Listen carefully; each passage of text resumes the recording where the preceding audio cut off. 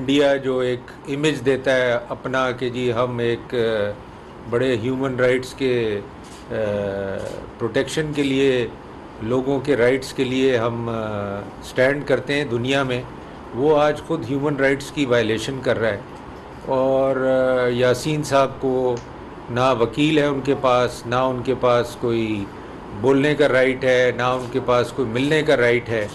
तो ये तो इससे बड़ी वायलेशन तो कोई नहीं कर सकती। और इतना बड़ा मुल्क जो हर कमेटी में, यूएन कमेटी में बैठता है और उनके मेंबर बैठते हैं, वो इस तरह ओपनली अगर वायलेशन कर रहा है तो मैं समझता हूँ इसके ख़िलाफ़ पाकिस्तान को और दूसरे मुल्कों को आवाज़ उठानी चाहिए।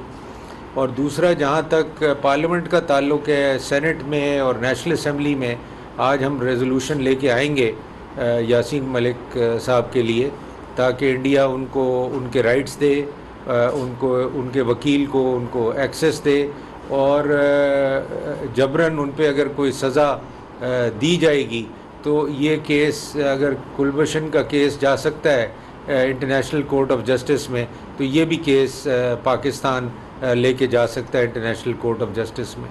तो मैं इसमें प्राइम मिनिस्टर से भी मिलूँगा, पॉलिटिकल लीडर से भी मिलूँगा, और हर तरीके से हम इस मूवमेंट को आगे बढ़ाएंगे और इंशाल्लाह इसको एक इंटरनेशनल इशू बनाएंगे और इनको इनके राइट्स दिलवाएंगे यासीन साहब को और इनकी फैमिली को, ताकि ये उनसे मिल सकें।